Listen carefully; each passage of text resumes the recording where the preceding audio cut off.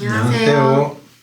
스카이프 리즌 김하늘 변호사를 통해 보는 생활법률 시간입니다. 저는 이 프로의 진행을 맡은 유경라입니다.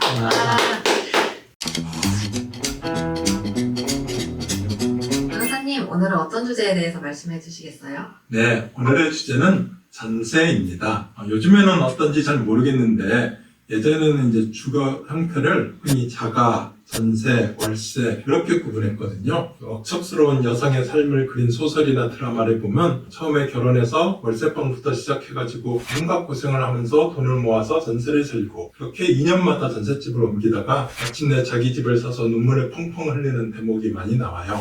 요즘 그 넷플릭스에서 가장 핫한 드라마 폭삭 추가수다를 보더라도 거기 아이유가 전세 살다가 복부검이 아이유가 어렸을 때 엄마랑 같이 살던 집을 사서 이제 이 집이 우리 집이라고 보여주니까 기뻐서 눈물을 펑펑 흘리는 장면이 나오잖아요. 진행자님도 폭삭 추가수다 보셨나요? 그럼요. 저도 정말 재미있게 본 드라마예요. 그런데 변호사님, 요즘은 전세가 예전만큼 보편적이지는 않은 것 같아요. 특히 젊은 사람들이 전세를 기피하는 경향이 많아졌다고 해요. 맞아요. 제가 대학에서 법학을 배울 때는 이 전세라는 제도가 다른 나라에는 거의 없고 우리나라 특유의 주거제도라고 배웠거든요. 우리나라 사람들은 월세라고 하면 뭔가 안 써도 되는 돈을 낭비하는 것이라고 생각했던 것 같아요. 그래서 당장 집을 마련하기 어려운 서민들이 가장 보편적인 주거 형태로 전세를 선택했던 것 같고요. 근데 이른바 이제 빌라왕 사건 이후로 지금 이제 전세 사기로 온 나라가 떠들썩하잖아요. 그러다 보니까 이제는 사람들이 전세로 들어가는 것을 꺼리게 된 것 같아요. 그러면 오늘 말씀해 주실 주제가 전세 사기 사건인가요? 전세 사기 사건도 제가 지금 맡아서 하고 있기는 해요. 전세 사기로 피해를 입은 피해자를 위해서 고소 대리를 하고 있는 사건도 있고 전세 사기로 고소를 당한 피해자를 위해서 변호인으로 변론하고 있는 사건도 있어요. 하지만 오늘 말씀드릴 사건은 전세보증금 반환 청구와 관련된 일반 민사 사건이에요. 변호사님, 그런데 말씀 중에 갑자기 의문이 생기는데 변호사가 전세 사기 피해자도 변호하고 전세 사기 피의자도 변호할 수가 있나요? 안 되는 거 아니에요? 동일한 사건이라면 피해자랑 피의자는 대립하는 이해 당사자니까 변호사가 쌍방을 모두 대리할 수가 없죠. 근데 별개 사건이면 상관없어요. 그리고 제가 전세 사기 피의자를 변호한다고 하니까 진행자님이 조금 이상하게 생각하시는 것 같은데 이 전세 사기로 고소당하신 분들 중에 억울하신 분들도 많아요. 예컨대 빌라왕 사건 같은 경우에는 아예 임대업자가 처음부터 그 부동산 중개업자랑 짜고 세입자한테 시가를 속여가지고 전세보증금을 받은 전형적인 전세 사기 사건이지만 그 후에는 이 빌라왕 사건의 여파로 빌라 전세 시장이 완전히 얼어붙어서 정상적으로 임대사업을 하시던 분들도 새로 전세로 들어오시는 분이 없으니까 기존 세입자들에게 전세보증금을 반환하지 못하는 분들이 많아졌어요. 이런 분들도 지금 전세보증금을 돌려주지 못했다고 기존 세입자들로부터 전세 사기로 줄지어 고소당하고 있거든요. 그런데 어떻게 보면 이런 분들은 본인들도 재산상 피해를 입고 있는 피해자라고 할 수 있는 거죠. 근데 이제 이런 그 사회 분위기에 휩쓸려가지고 도매금으로 전세 사기범으로 처벌받으면 안 되잖아요. 네, 그러네요. 나중에 전세 사기 사건에 대해서도 변호사님이 유형별로 정리해서 어떤 경우에는 사기가 성립하고 어떤 경우에는 사기가 성립하지 않는지 알기 쉽게 설명해 주시면 좋겠어요. 아무튼 그러면 오늘 말씀해 주신 사건은 어떤 내용의 사건인가요? 이 전세 제도를 지탱하는 근거는 세입자가 전세보증금을 회수할 수 있다는 믿음이라고 저는 생각을 해요. 외국인들이 우리나라 전세 제도를 보면서 가장 놀라는 거는 어떻게 집값의 70% 정도에 해당하는 큰 돈을 이 집주인 개인에게 믿고 맡길 수가 있느냐라고 하는 거거든요. 게다가 임차인으로서는 그 돈이 이제껏 모은 자신의 전 재산인 경우가 많잖아요. 집을 사기에는 조금 부족하니까 일단 지금까지 모아둔 돈을 전세금으로 맡기고 그리고 전세로 살면서 열심히 돈을 벌어서 조금 더 좋은 집을 전세로 다시 얻고 그렇게 전세 살면서 돈을 모아가지고 마침내 내 집 마련의 꿈을 이루는 것이 이제껏 보편적인 서민의 꿈이었잖아요. 근데 만일 전세보증금을 반환받는다는 것에 대한 믿음이 깨진다면 누가 그렇게 전 재산을 맡기고 전세로 들어가겠어요? 그러니까 이 전세 제도를 유지하려면은 세입자가 전세보증금을 반환받을 수 있도록 법적, 제도적 장치가 잘 갖춰져야 되는 거예요. 그렇겠네요. 그러면 세입자가 전세 보증금을 반환받을 수 있도록 보호해주는 법적 제도적 장치에는 어떤 것들이 있는지 설명 좀 해주시겠어요? 이거는 사실 사람들이 이제 대부분 알고 계실 정도로 이제 상식이 되었다고 생각하는데, 이제 주택임대차보호법이랑 이제 상가임대차보호법에서 세입자의 권리를 보호하는 여러 가지 규정을 두고 있어요. 크게 두 가지로 구분해서 설명드릴 수가 있는데, 첫 번째는 대항력이에요. 계약 기간 내에 집주인이 바뀌게 되면 새로운 집주인에게도 기존 임대차 계약의 효력을 주장할 수 있어야 하잖아요. 그렇지 않으면 세입자는 언제 집주인이 바뀌어서 거리로 쫓겨나게 될지 모르잖아요. 그래서 세입자가 주택을 인도받고 주민등록 전입신고를 마치고 나면 그 후에는 집주인이 바뀌더라도 새로운 집주인에게 자동으로 임대차 계약의 효력이 승계되도록 정하였어요. 두 번째는 우선 변제권인데요. 집주인이 돈이 없어서 보증금을 돌려주지 못하게 될 경우 결국 세입자는 살고 있는 집을 경매해서 보증금을 회수해야 하잖아요. 근데 다른 채권자들이 너도나도 달려들면 보증금을 회수하기가 어렵겠죠. 그래서 세입자가 살고 있는 집을 경매할 경우에는 다른 채권자들보다 세입자가 우선해서 보증금을 변제받을 수 있는 권리를 주었어요. 세입자는 주택을 인도받고 주민등록 전입신고를 마치고 임대차 계약서에 확정 일자를 받으면 그 후에는 일반 채권자는 물론 자기보다 날짜가 늦은 후순위 전환권자보다도 더 우선해서 변제를 받을 수 있어요. 나름대로 법에서 많이 보호해주고 있는 것 같네요. 맞아요. 근데 아무리 좋은 법이라도 꼭 악용하는 사람들이 있잖아요. 고려대 바로 앞에 있는 빌라가 있어요. 월세는 안 받고 전세만 받았는데 위치가 너무 좋다 보니까 고려대 학생들한테 인기가 좋았고 그 빌라에는 대부분 고려대 다니는 학생들이 전세를 얻었어요. 물론 학생들이 억대의 전세금을 낼 능력이 없으니까 부모님이 등골이 휘어가면서 이제 대신 전세금을 내주신 거죠. 그런데 그 빌라는 원래 소유자인 아버지가 생전에 자식들 명의로 나눠서 증여를 해준 빌라였어요. 장남에게는 가장 많은 2분의 1 지분을 주었고 차남이랑 삼남에게도 4분의 1씩 지분을 주었어요. 자식 농사도 잘 지어가지고 장남은 건축업을 하였고 차남은 부장검사까지 하다가 대형 로펌의 변호사가 되었고 삼남은 행정부 고위공무원이 되었어요. 여기까지 무슨 내용인지 아시겠어요? 네, 잘 알겠어요. 그런데 그 빌라에 무슨 문제가 생긴 건가요? 건축업을 하던 장남이 망했어요. 이 빌라는 장남이 소유 지분도 제일 많고 게다가 이제 다른 아들들은 이제 각자 다른 직업이 있었기 때문에 실제 계약 체결이나 건물 관리도 장남이 하였고 보증금도 장남이 받아서 쓰고 계약 기간이 끝나면 장남이 반환을 해줬던 것 같아요. 물론 소유 명의는 세 아들이 공유로 되어 있으니까 임대차 계약서에는 이제 세 아들이 공동 임대인으로 기재되었고 위임장도 첨부가 되어 있죠. 그런 상태에서 장남이 사업이 망해서 세입자들에게 보증금을 반환해주지 못하게 되었잖아요. 게다가 설상가상으로 이제 빌라왕 사건으로 새로 들어오는 세입자도 없게 되고 결국 이 빌라에 대해서는 이제 경매 절차가 진행되면서 이 빌라에 입주한 학생들이 보증금도 못 받고 빌라를 나오게 되었어요. 그런 상황이면 빌라만으로는 피해를 구제받지 못하겠네요. 네, 학생들과 부모님이 나름대로 알아봐서 임차권 등기 명령도 해두었지만 상황이 이렇다 보니까 경매가 되어봐야 피해를 구제받을 수 없었어요. 이렇게 되니까 이제 학생들과 부모님이 변호사를 선임해서 세 아들을 상대로 보증금 반환 청구를 제기한 거예요. 장남은 사업이 망해서 가진 재산이 없지만은 그래도 차남은 대형 로펌의 변호사고 삼남은 행정부 고위 공무원이니까 그들을 상대로 보증금을 받을 수 있을 것이라고 생각을 한 거죠. 그나마 다른 아들들이 경제적 능력이 있어서 다행이네요. 그런데 무슨 문제가 있나요? 장남 사업이 망할 무렵에 차남이랑 삼남이 이 빌라에 대한 자기들 지분을 장남에게 모두 양도를 해준 거예요. 그러니까 이 빌라는 장남 단독 소유가 된 거죠. 그리고 나서 이제 보증금 반환 소송이 제기되니까 법정에서 이미 소유권이 양도되었으니까 주택임대차보호법 규정에 따라서 새로운 소유자에게 임대차 계약의 효력이 승계되었다고 항변을 한 거죠.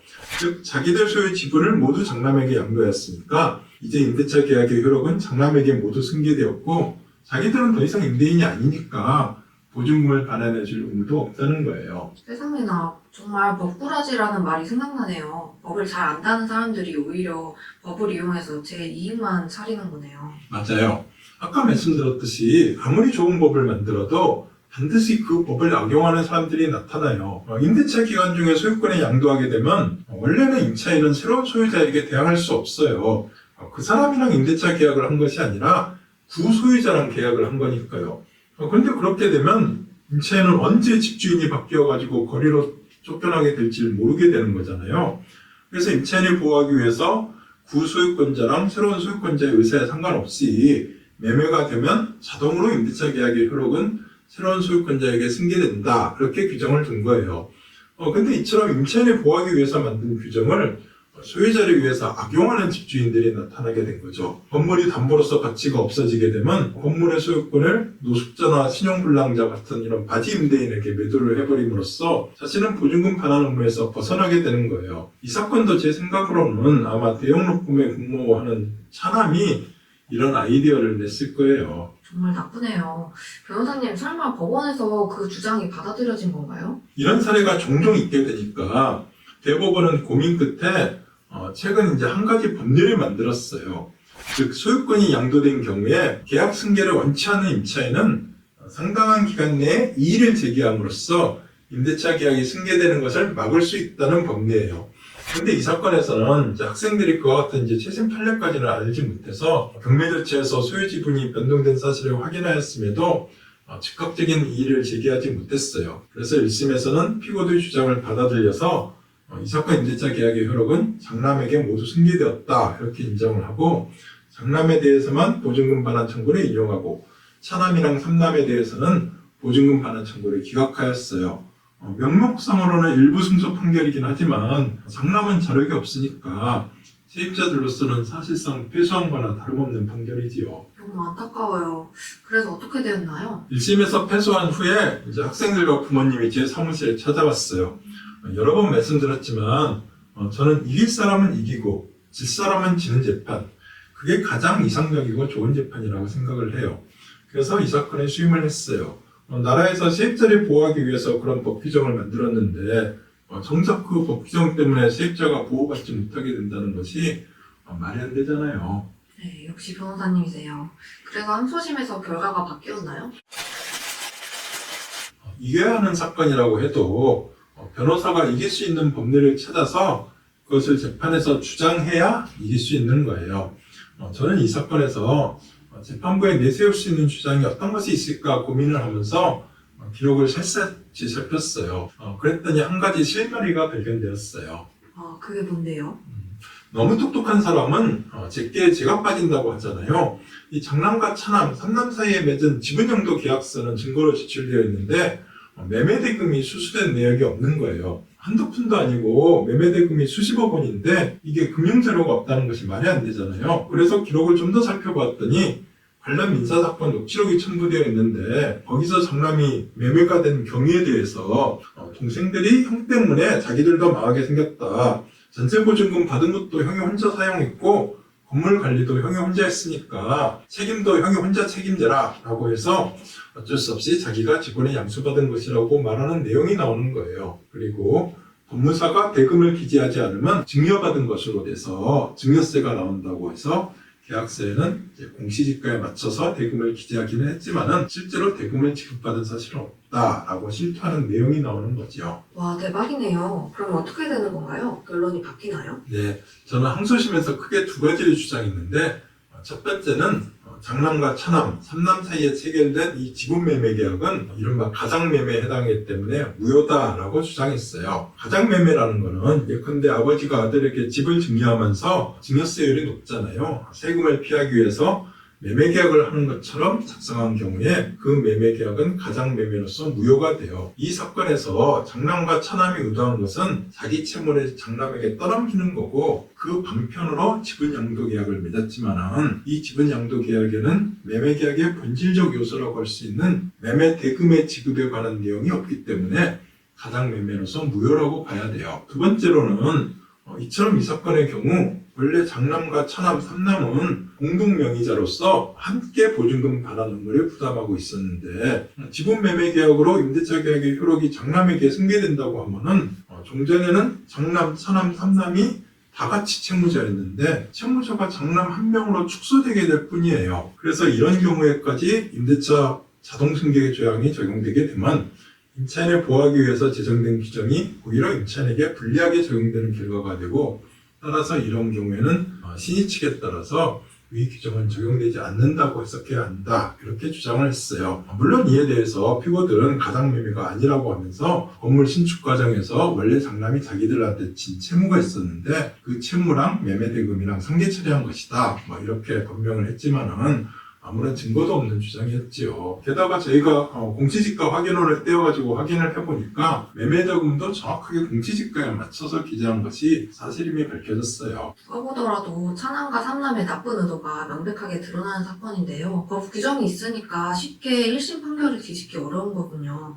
그래서 항소심 결론은 어떻게 나왔나요? 저는 가장매매임이 확실하니까 그렇게 결론이 나지 않을까 생각했는데, 항소심 재판부로서는 피고들이 적극 부인하니까 또 피고들 사회적 지위가 있으니까 가장매매가 맞다라고 인정하기에 조금 부담을 느낀 것 같아요. 그래서 첫 번째 주장이랑 두 번째 주장을 절충하는 식으로 판결 이유를 썼어요. 이 사건은 주택임대차보호법상 임대차 자동승계 조항이 적용되지 않는다고 해석하는 것이 타당하다, 이렇게 판시를 하면서 그 근거 중에 하나로 피고들 사이에 지분매매계약은 세입자들에 대한 보증금 반환 채무를 면할 의도로 형식적으로 이뤄질 가능성이 있는 것으로 보인다, 이렇게 실적 언급을 한 거죠. 어쨌든 판결 이유가 조금 아쉽긴 하지만은 결과적으로는 1심 판결을 취소하고 차남이랑 삼남에 대해서도 보증금 반환 청구가 모두 인용이 되었으니까 저로서는 성공한 재판이지요. 법정 드라마에서나 나올 법한 역전극이었네요. 차남이랑 삼남이 대법원에 상고하진 않았나요? 대법원에 상고를 하였지만은 심리불속행으로 상고 기각 판결이 나왔어요. 저로서는 이렇게 이제 집주인이 임대차 자동승계 조항을 악용해서 보증금 반환 채무를 면탈하는 경우가 실제로 드물지 않게 일어나고 있기 때문에 대법원에서 이 사건에 대해서는 본안 심리를 해서 확실하게 법리를 선언을 해주시는 것도 의미가 있겠다라고 생각을 했는데, 바로 심리불속행으로 상고가 기각되었어요. 심리불속행이라는 말은 무슨 의미인가요? 대법원에 계류하는 상고 사건이 정말 많거든요. 도저히 대법관님들이 감당하실 수 없을 정도예요. 그래서 상고 사건이 대법원에 올라가면 일단 전체적으로 기록이랑 상고 이유서를 살펴서 이게 정당한 이유가 안 된다라고 판단이 되면은 4개월 내에 심리불속행으로 상고를 기각할 수 있어요. 대법원에서 심리할 만한 가치가 있는 사건이 아니라는 거죠. 그리고 심리불속행 기간이 넘기는 사건만이 이제 대법원에서 본격적으로 심리를 하게 되는 거죠. 심리불속행 상고기각 판결에는 그냥 적법한 상고이유를 포함하지 아니하거나 상고이유가 없다고 판단된다, 이렇게만 기재를 하지만은 심리불속행 기간이 넘겨서 선고되는 사건에는 대법원이 판단하는 판결 이유가 이제 제대로 기재되는 거거든요. 통계적으로 보면은 전체 민사 상고 사건이나 가사 사건 중에서 70에서 80% 정도가 이런 심리불속행으로 상고가 기각되고 있어요. 그렇군요. 아무튼 이번 사건의 세입자들인 학생들과 그 부모님들도 다행히 좋은 변호사님을 만나서 1심 판결을 뒤집고 권리를 구제받을 수 있었네요. 축하드려요, 변호사님. 특히 이번 사건은 부장 검사를 하시고 대형 로펌의 변호사로 근무하시는 분이 법을 악용하여서 책임을 면하려고 한 사건인데, 변호사님이 이를 밝혀내고 학생들과 그 부모님의 소중한 재산을 찾게 해주셔서 특히 보람 있으셨을 것 같아요. 앞으로도 계속 좋은 변론 해주시고요. 다음에 또 좋은 말씀 부탁드릴게요. 감사합니다. 다음에 뵙겠습니다.